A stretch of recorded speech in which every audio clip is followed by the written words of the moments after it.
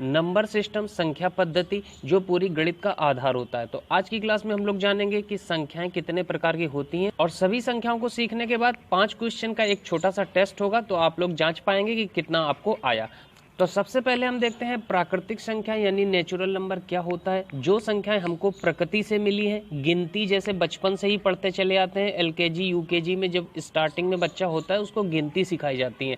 तो जो गिनती होती हैं 1 2 3 4 ये सब कहलाती हैं प्राकृतिक संख्याएं। तो गिनती की सभी संख्याएं क्या कहलाती हैं? प्राकृतिक संख्याएं। यह 1 से शुरू होती हैं और अनंत तक जाती हैं, जैसे 1 2 3 4 5 6। ठीक है। इसके बाद आती है पूर्ण संख्याएं। पूर्ण संख्याएं जिसे इंग्लिश में बोलते हैं होल नंबर। ये क्या होता है? देखिए, कुछ नहीं है, बस प्राकृतिक संख्याओं के आगे अगर आप एक जीरो और लगा दोगे तो पूर्ण संख्याओं का समूह बन जाता है। प्राकृतिक संख्याओं के समूह में अगर जीरो को भी आप शामिल कर लोगे तो ऐसी संख्याओं का समूह क्या कहलाता है?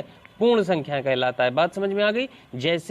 जैसे आपने क्या किया, गिनती जो 1 2 3 थी उसके आगे जीरो और लिख लिया, तो अगर जीरो और लगा दोगे तो क्या हो जाएगा? पूर्ण संख्याएं हो जाएंगी। ठीक है।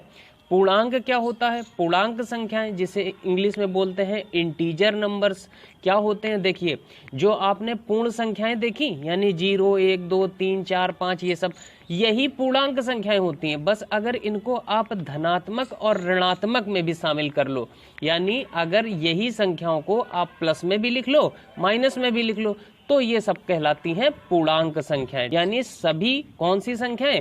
पूर्ण संख्याएं। और पूर्ण संख्याओं में धनात्मक भी होंगी और ऋणात्मक भी होंगी, ये कहलाती हैं पूर्णांक संख्याएं। जैसे देखिए 1 2 3 ये सब गिनती होती है, 4 5 6 7, इसमें अगर प्लस की संख्या है तो ये कहलाएगा धनात्मक पूर्णांक यानी पॉजिटिव इंटीजर, और अगर इसी के आगे हम माइनस लगा दें तो ये कहलाएगा ऋणात्मक पूर्णांक यानी निगेटिव इंटीजर। अब आप कहेंगे कि सर ये जीरो भी तो अभी बचा, तो अगर जीरो आ जाए तो इसे हम बोलते हैं उदासीन इंटीजर यानी न्यूट्रल इंटीजर, उदासीन पूर्णांक बोलते हैं। इसके बाद देखिए सम संख्याएं, इसे इंग्लिश में बोलते हैं इवन नंबर। ये क्या होता है? कुछ भी नहीं आपको सोचना है, जिस भी संख्या का इकाई का अंक है, इकाई का अंक मतलब दाएं हाथ का पहला अंक, जिस भी संख्या का इकाई अंक 0 2 4 6 8, बस केवल 5 अंक हैं। कौन कौन से? 0 2 4 6 और 8। इनमें से कोई भी अगर एक लिखा मिल जाए तो ऐसी सभी संख्याएं क्या कहलाती हैं? सम संख्याएं कहलाती हैं। जैसे देखिए, इससे रिलेट करके क्वेश्चन भी आपसे एग्जाम में बहुत सारे पूछे जाते हैं। जैसे देखिए लिखा है 428, बताइए क्या ये सम संख्या है? तो आपको पूरी संख्या को नहीं देखना है, आपको बस देखना है कि इकाई का अंक यानी ये पहला अंक जो है ये क्या इनमें से कोई भी एक अंक लिखा है? तो हमने देखा हाँ 8 लिखा है, देखिए ये 8, तो फिर ये क्या है? सम संख्या है। ये देखिए सम संख्या है, इकाई में क्या लिखा है? पहला अंक 4 लिखा है, और हमने अभी पढ़ा है कि 0 2 4 6 8, इनमें से कोई भी एक अंक अगर यहाँ पहले पर लिखा मिल जाए तो वो कहलाती है सम संख्या, तो ये भी सम संख्या है। ये देखिए यहाँ पर 0 लिखा मिल रहा है, ये भी सम संख्या है। ठीक है। और विषम संख्या क्या होती है? ऐसी कोई भी संख्या जिसके इकाई में ये सारी चीजें ना आए, 0 2 4 6 8 ये सब अगर ना आए तो फिर ऐसी सभी संख्याएं विषम संख्याएं कहलाती हैं। जैसे यहाँ पर देखिए 453, इकाई में कहीं आपको 0 2 4 6 8 लिखा दिख रहा है? नहीं दिख रहा है ना। क्या लिखा है यहाँ पर? तो यहाँ पर तो 3 लिखा है। इसका मतलब ये संख्या कैसी है? विषम संख्या।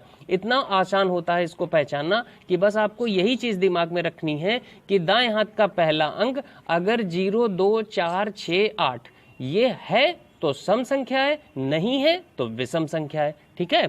यहाँ पर देख लीजिए, यहाँ पर भी क्या ये पहला अंक 0 2 4 6 8 लिखा है? नहीं लिखा है, तो ये संख्या कैसी है? विषम संख्या है। बात समझ में आ गई सम विषम संख्याओं में? अब समझिए भाज्य संख्याएं क्या होती हैं। इसे अंग्रेजी में बोलते हैं कंपोसाइट नंबर। क्या होती हैं भाज्य संख्याएं? वे संख्याएं जो अपने और एक के अलावा किसी और भी संख्या से पूरा पूरा कट जाएं, वो संख्याएं कहलाती हैं भाज्य संख्याएं। यानी ऐसी संख्याएं जो अपने से तो कट ही जाएं और एक से कट जाएं, इसके अलावा और भी किसी संख्या से भी कट जाएं, वो कहलाती हैं भाज्य संख्याएं। जैसे देखिए 12 है, 12 में क्या है? एक से तो भाग चला ही जाएगा, 12 से भी चला जाएगा, तो एक से पूरा पूरा कट जाएगी, 12 से भी कट जाएगी, 12 1 कम 12 होगा ना।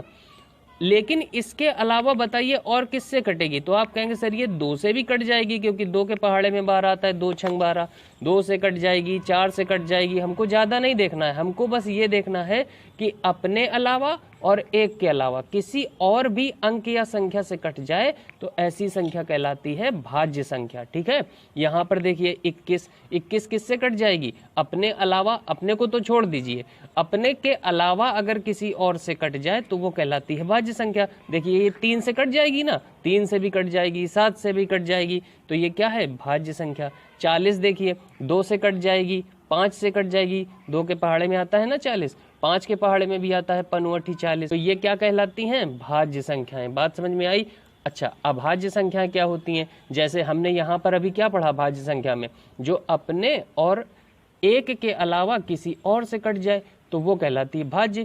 अच्छा, जो और किसी से ना कटे, जो केवल अपने से ही कटे और 1 से कटे, वो कहलाती है अभाज्य, यानी इसे अंग्रेजी में बोलते हैं प्राइम नंबर। तो ऐसी संख्या जो अपने और 1 के अलावा किसी से ना कटे, किसी की बात ना माने, वही कहलाती है भाज्य संख्या। इस समय आप लोग देख रहे होंगे जैसे रूस है, रूस को केवल कौन शांत कर सकता है? रूस केवल खुद ही शांत हो सकता है, या फिर एक ओंकार, या फिर एक ओंकार, यानी वो ऊपर वाला ही उसको शांत कर सकता है, या तो वो खुद से शांत हो जाए। तो हम एक प्रकार से देखें तो रूस भी अभाज्य संख्या में आ गया। यहाँ पर देखिए जैसे 2 देखिए अपने से ही कटेगा और 1 से कटेगा, तो ये हो गई अभाज्य संख्या। 3 देखिए अपने से ही कटेगा और 1 से कटेगा और किसी भी संख्या से नहीं कटेगा। 5 देखिए अपने से कटेगा और 1 से कटेगा।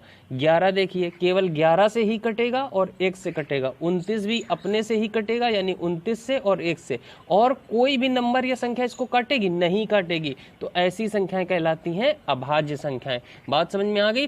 तो भाज्य भाज्य के बारे में हमने क्या सीखा? भाज्य संख्याएं वो होती हैं जो अपने अलावा किसी और से भी कट जाए, भाज्य संख्या। अभाज्य संख्या जो अपने अलावा किसी और से ना कटे, वो अभाज्य संख्या। बात समझ में आई?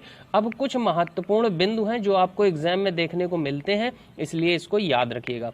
सबसे छोटी अभाज्य संख्या कौन सी होती है? 2। ये देखिए सबसे छोटी अभाज्य संख्या कौन सी है? 2। ये कई बार एग्जाम में क्वेश्चन पूछा गया है। इसके बाद दूसरी इंपॉर्टेंट चीज याद रखिएगा, 1 से 100 तक कुल 25 अभाज्य संख्याएं होती हैं। इस चीज को बिल्कुल सा याद कर लीजिए, क्योंकि एग्जाम में इतना समय नहीं होगा कि आप लोग लिख करके देख पाएं। तो 1 से 100 तक कुल कितनी अभाज्य संख्याएं होती हैं? 25 अभाज्य संख्याएं होती हैं। इसके बाद देखिए परिमेय संख्याएं, जिसे अंग्रेजी में बोलते हैं रेशनल नंबर। ये क्या होता है? देखिए बहुत आसानी से, कुछ p/q आपको दिमाग में नहीं रखना है। अंडर रूट के अंदर आने वाली बेस सभी संख्याएं जो रूट के बाहर नहीं आ सकती हैं, ऐसी सभी संख्याओं को आप छोड़ दीजिए। बाकी जितनी भी संख्या बचती हैं गणित के अंदर, वो सारी संख्याएं कहलाती हैं परिमेय संख्याएं। जैसे देखिए 2 क्या है? कोई भी संख्या आप ले लो, 2 भी परिमेय संख्या, 2.7 ले लो, 54/59 ले लो, 22/7 ले लो, ये सब परिमेय संख्याएं हैं। अंडर रूट 4 लिखा है, तो क्या ये रूट के बाहर आ सकता है? बिल्कुल आ सकता है। देखिए 4 का वर्गमूल क्या होता है? 2 होता है। ठीक है, तो ये क्या कहलाई? परिमेय संख्या। p/q आपको कुछ दिमाग में नहीं रखना है। तो देखिए आप कहेंगे कि ऐसी सभी संख्याएं जो रूट के बाहर नहीं आ सकती, उनको क्या बोलेंगे फिर? तो उनको बोलते हैं अपरिमेय संख्याएं, यानी इंग्लिश में बोलते हैं इरेशनल नंबर। क्या होती है इरेशनल नंबर? रूट के अंदर आने वाली वे सभी संख्याएं जो रूट के बाहर नहीं आ सकती हैं, ऐसी सभी संख्याएं क्या कहलाती हैं? अपरिमेय संख्याएं कहलाती हैं।